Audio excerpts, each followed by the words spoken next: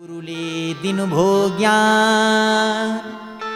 सच्चा गुरुले जुन कुराले हितो हुन्छ हेर्नु त्यो ज्ञान दिनुहुन्छ। तर जो सच्चा गुरु हुनुहुन्न उहाँहरूले अहितको कुरो सिकाउनुहुन्छ। ध्रुवजीको सच्चा गुरु हुनुहुन्थ्यो देवर्षि नारदजी। सच्चा गुरु जीवनमा एउटा चाहिन्छ अरे। गुरु र गोविन्दको स्थान एकै हो अरे। गुरु मिला तो सब कुछ मिला और मिला न कोई। धनदारा सुत ये सब तो पापी के भी होए। धन सम्पत्ति सुत छोरा छोरी पापीको यहाँ पनि हुन्छ। तर गुरु मिल्नु भयो सच्चा गुरु भने भव सागरबाट पार तर्नलाई हामीलाई केही अप्ठ्यारो पर्दैन, केही आपत्ति पर्दैन, केही विपत्ति पर्दैन। भव सागरबाट हामी सजिलै तर्न सक्छौं सज्जन। त्यो पो पावन कथा बताइएको छ।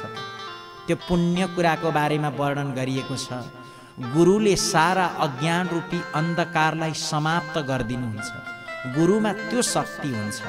तर प्रहलादजीलाई जुन अज्ञान रूपी अन्धकार सकाइदिनु भएको थियो ती गुरु हुनुहुन्थ्यो नारदजी।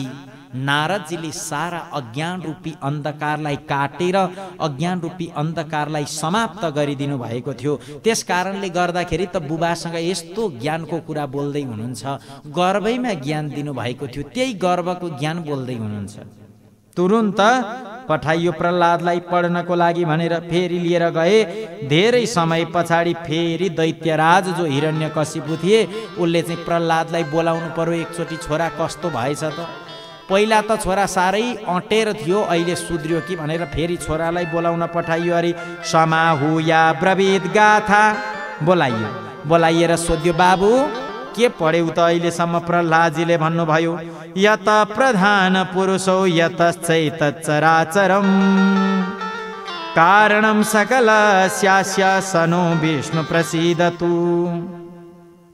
प्रधान पुरुष र चराचर जगत उत्पन्न भएको छ यो सारा भगवान श्री हरिको कृपाले गर्दा हो बुबा। फेरि पनि त्यही हरि, फेरि पनि त्यही हरि। हरि भन्दा अरू केही पनि भन्नु भएन, तिनै विष्णु भगवान। शास्त्रहरूमा वर्णन गरेको जो विष्णु भगवान हुनुहुन्छ तिनै विष्णुले हो मलाई यो ज्ञान दिनु भएको पनि। सबै कुरो मलाई बताउनु भएको छ त तिनै विष्णु भगवानले हो। म त उहाँको भक्ति गरिरहन्छु। हिरण्यकशिपुले भन्यो दुर्बुद्धे विनिवर्तस्य वैरिपक्षस्तवादतः अभयं ते प्रयच्छामि माते मूढमतिर्भव। हिरण्यकशिपुले भने ए दुर्बुद्धे तँलाई जति सम्झाउँदा पनि जति कराउँदा पनि केही कुरो लाग्दैन। भगवान नारायणको नाम नजप भनेको होइन। नारायण भगवानको नाम जपेर तेरो हुनेवाला केही पनि छैन। अब फेरि नारायणको नाम लिस् भने तँलाई मारिदिन्छु भनेर भने। प्रहलादजीले भन्नुभयो भयं भयानामपहारिणी स्थिते वनस्यनन्ते मम कुत्र तिष्ठति। क्या गजब कुरा भन्नुभयो। के भने ए पिताजी जसको स्मरण मात्र गर्दाखेरि जसलाई सम्झिँदा मात्रै दर्शन गर्नु पनि पर्दैन, हृदयबाट मात्रै सम्झिने हो भने पनि सारा पाप जलेर समाप्त हुन्छ। जन्म मृत्यु युवा अनि वृद्धावस्था सारा सुध्रिन्छ र परमात्मालाई सजिलै प्राप्त गर्न सकिन्छ। त्यस्तो ईश्वर छैनन् भन्न हजुरलाई लाज हुँदैन? जुन ईश्वरको सत्ता सबैतिर विद्यमान छ ती ईश्वरलाई छैन भनेर कसरी भन्न सक्नुभयो? त्यस्तो ईश्वरले त सारा जीवहरूको पाप कर्महरूको हरण गरिदिनुहुन्छ।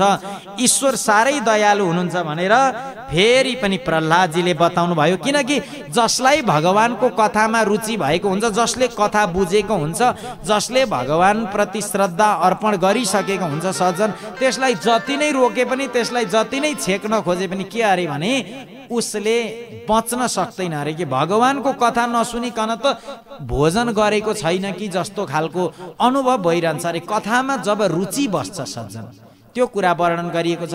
जो प्रहलादजी हुनुहुन्थ्यो उहाँ त भगवानको भक्ति गर्दै गर्दै गर्दै भगवानको कथामा यति रुचि थियो सज्जन, कथा बिनाको जीवन त के जीवन हो। गोपिनीहरूले भनेका थिए नि भागवतमा तब कथामृतम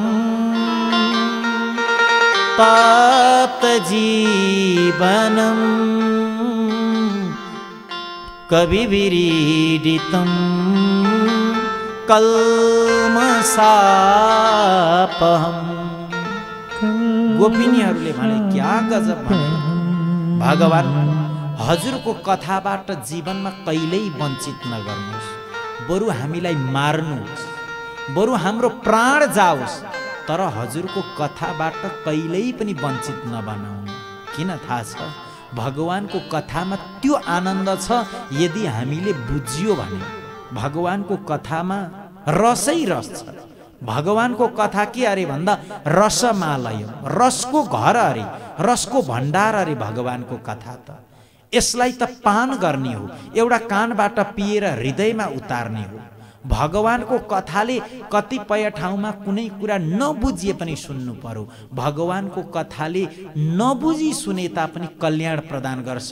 दबाई यदि बिमारी भइएको छ, रोग लागेको छ, डाक्टर साहबले ल्याएर एउटा औषधि दिनुभयो, यो औषधि खानुभयो भने ठिक हुन्छ भन्दा त्यो औषधिको बारेमा धेरै कुरा बुझ्नु पर्दैन। हजुरले त्यो औषधि खानुहोस्, हजुरको रोग जडबाट समाप्त भएर जान्छ।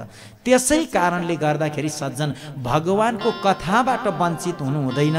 जो अझै पृथुजीको जुन हामीले कथा सुन्यौं, पृथुजीले गर्नु भएको यज्ञबाट त स्वयं नारायण प्रकट हुनु भएर भन्नु भएको थियो, पृथु तिमीले गरेको यज्ञबाट म प्रसन्न भएको छु, तिमी के चाहन्छौ?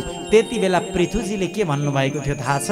मलाई 10,000 कानको शक्ति दिनुहोस्, किनभने भगवानको कथा सुन्न चाहन्छु र जब जब दुनियाँका कुरा मान्छेले गर्छन् त्यति बेला मेरो कानको शक्ति सबै निकालेर हटाइदिनुहोस्, किनभने भगवानको कथा सुन्ने बेलामा धेरै टाढा टाढा भएको भगवानको कथा पनि मेरो कानले सुन्न सकोस्।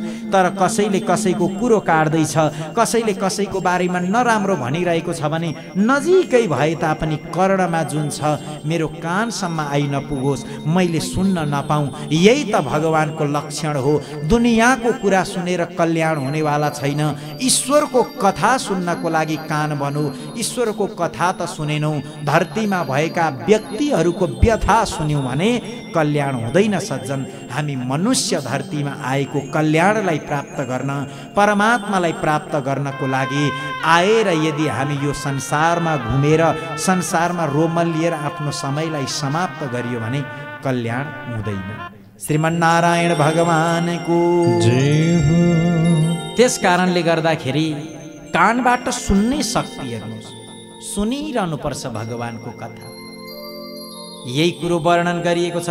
पिताजी, त्यस्ता दयालु परमात्माको कथा सुन्नुहोस् न, क्रोधलाई त्याग्नुहोस्। किन क्रोध गर्नुहुन्छ? हेर्नु त, मलाई जसले जन्म दिनुभयो हजुरलाई पनि उनै ईश्वरले जन्म दिनुभएको छ। हजुर किन द्वेष भाव राख्नुहुन्छ? पिताजी, द्वेष भावलाई त्याग्दिनु। कति राम्रो तरिकाले हेर्नुहोस् त, बार बार भन्नुभयो, बार बार सम्झाउनु भयो पिताजीलाई। तर पनि तपाईँले मैले बताएँ त, के बताएँ थाहा छ हजुरहरूलाई? वर्णन गरेको छु नि मैले यहाँनिर। के बताएँ भने हजुरले त नराम्रो कर्म गर्ने होइन पिताजी। जन्म भइसकेपछि त राम्रो कर्म गर्नुपर्छ, नराम्रो कर्मबाट बाँच्नुपर्छ पिताजी।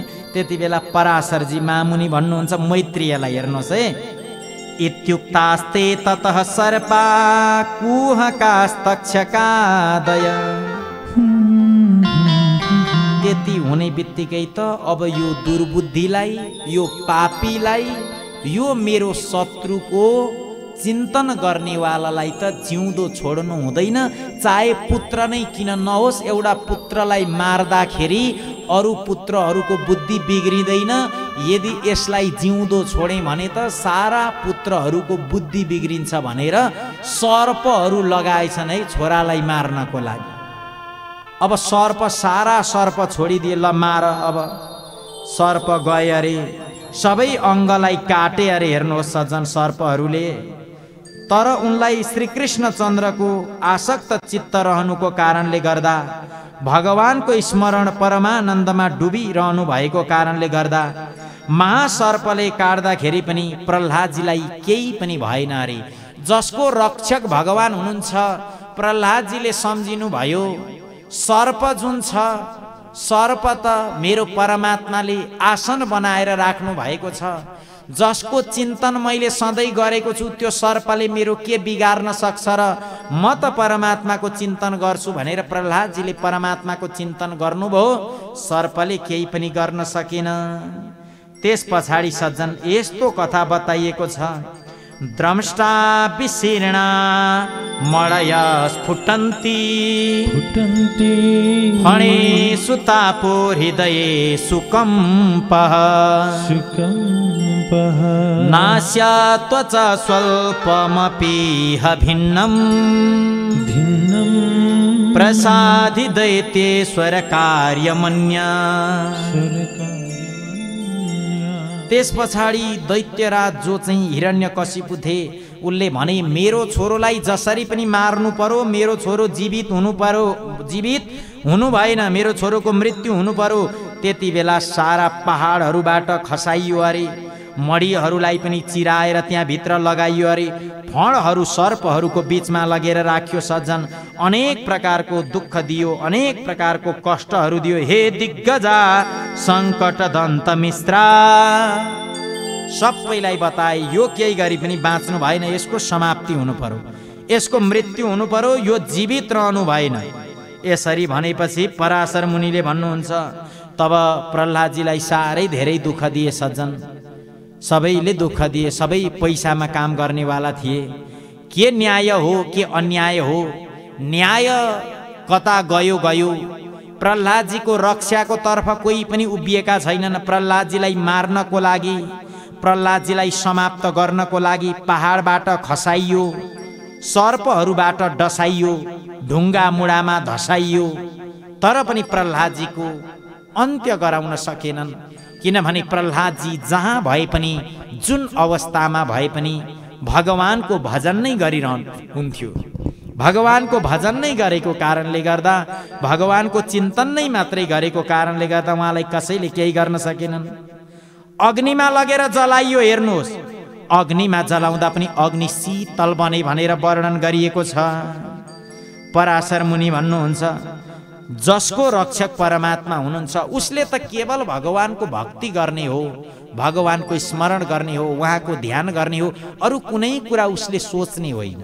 भगवानको ध्यान, भगवानको भक्ति, भगवानको स्मरण राम्रोसँगले गरेको छ भने परमात्मालाई सजिलै प्राप्त गर्न सकिन्छ। एक दिनको कुरा हो सज्जन, प्रह्लादजी जो हुनुहुन्थ्यो, प्रह्लादजी जब फेरि अन्तिममा गुरुकुल पठाइयो अरे, त्यहीँनेरि पढ्नको लागि जहाँ प्रह्लादजी पढ्नुहुन्थ्यो।